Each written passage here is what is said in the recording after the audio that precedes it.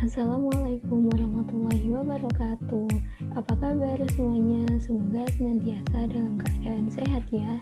Nah, hari ini kita akan membahas materi tentang ikatan kimia. Yuk simak baik-baik. Sebagian besar unsur di alam ingin mencapai suatu kestabilan. Kestabilan diperoleh dengan cara bergabung dengan unsur lain lalu membentuk molekul atau senyawa yang stabil. Daya tarik-menarik antar atom yang menyebabkan senyawa kimia dapat bersatu disebut ikatan kimia. Nah, kestabilan atom pada unsur-unsur yang ada di alam antara lain, yang pertama pada gas mulia, mulia memiliki konfigurasi elektron penuh. Nah, konfigurasi elektron penuh pada gas mulia ini ada dua jenis. Yang pertama, konfigurasi duplet atau dua elektron pada kulit terluarnya. Konfigurasi duplet hanya terdapat pada helium. Yang kedua, konfigurasi oktet atau memiliki 8 elektron pada kulit terluarnya. Nah, sedangkan pada unsur logam dan non-logam belum stabil. Untuk mencapai kestabilannya, unsur logam akan cenderung melepaskan elektron. Sedangkan unsur non-logam akan cenderung menerima elektron.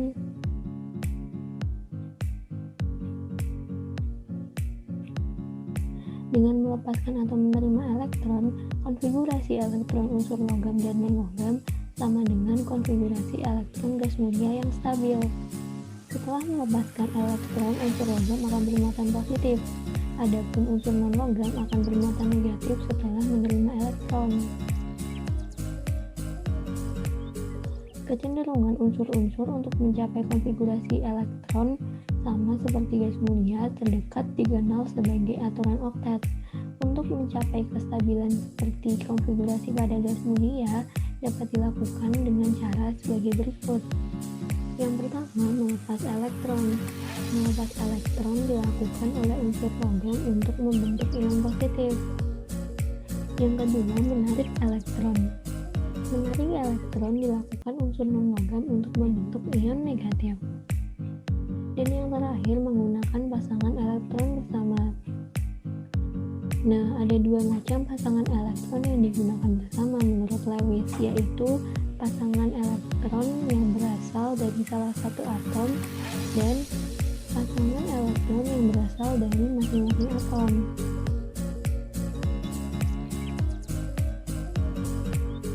Sekarang coba perhatikan gambar susunan elektron unsur Ar dan unsur He tersebut.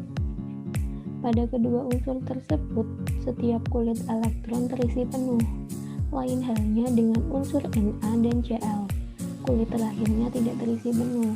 Kulit ketiga atom Na hanya terisi 1 elektron, sedangkan kulit ketiga atom Cl berisi 7 elektron. Jumlah elektron maksimum kulit ketiga adalah 8. Jumlah elektron di kulit terluar disebut dengan valensi. Elektron valensi unsur dapat juga digambarkan menggunakan struktur Lewis. Struktur Lewis adalah suatu kaidah penggambaran elektron valensi unsur. Dalam struktur Lewis yang digambarkan hanya elektron valensinya saja. Berikut merupakan struktur Lewis untuk unsur Na, Cl, Ne, dan He.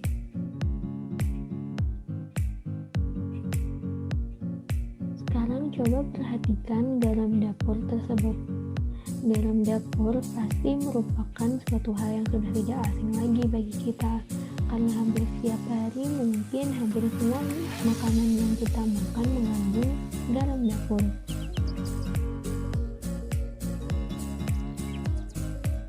Senyawa kimia yang memiliki rumus kimia NaCl ini berwujud padat, namun mudah rapuh. Garam dapur juga memiliki titik didih yang sangat tinggi. Nah, tahukah kalian mengapa garam dapur memiliki sifat seperti itu? Sifat dari suatu senyawa kimia termasuk garam dapur dipengaruhi oleh jenis ikatan kimia dan struktur senyawa tersebut. Pada garam dapur atau NaCl, ikatan yang terbentuk adalah ikatan ion. Ikatan ion ini terjadi karena atom Na yang memiliki elektron valensi 1 melepaskan elektron terluarnya untuk diberikan kepada atom Cl, sehingga keduanya akan berikatan membentuk senyawa yang stabil. Ikatan ion adalah gaya tarik-menarik listrik antara ion yang berbeda muatan. Ikatan ion terbentuk antara atom yang mempunyai energi ionisasi rendah atau atom logam dengan atom yang memiliki afinitas elektron tinggi atau atom yang bukan logam. Adapun sifat umum senyawa ionik yang pertama, memiliki titik didih dan titik leleh yang tinggi. Yang kedua, dalam bentuk larutan atau lelehan dapat menghantarkan arus listrik. Yang ketiga, dapat larut dalam pelarut polar seperti air. Dan yang terakhir, tidak larut dalam pelarut nonpolar yang organik.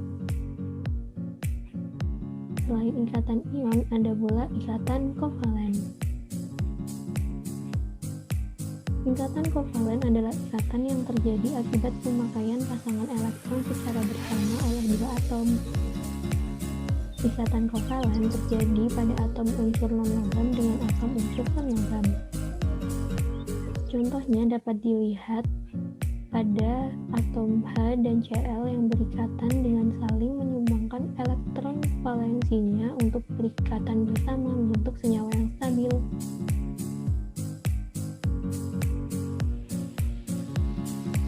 Pada struktur Lewis dari HCl terdapat yang namanya PeI dan juga PeB. Pasangan elektron bersama yang dipakai bersama disebut pasangan elektron ikatan. Pasangan elektron yang tidak dipakai dalam ikatan disebut dengan pasangan elektron bebas. Pasangan elektron ikatan ini terdapat di antara atom H dan Cl yang saling menyumbangkan elektron masing-masing untuk berikatan bersama. Adapun sifat umum senyawa kovalen yang pertama, titik didih dan titik lelehnya rendah. Yang kedua, bentuk lelehannya dapat menghantarkan listrik. Yang ketiga, pada suhu kamar berwujud cair, padat, dan gas. Selanjutnya, untuk memprediksi jenis ikatan pada senyawa dapat dilakukan dengan melihat jenis unsur yang saling berikatan. Ikatan antara atom unsur logam dengan atom unsur non-logam atau ikatan antara ion positif atau ion negatif adalah ikatan ion. Sedangkan ikatan antara unsur non-logam dengan non-logam adalah ikatan kovalen.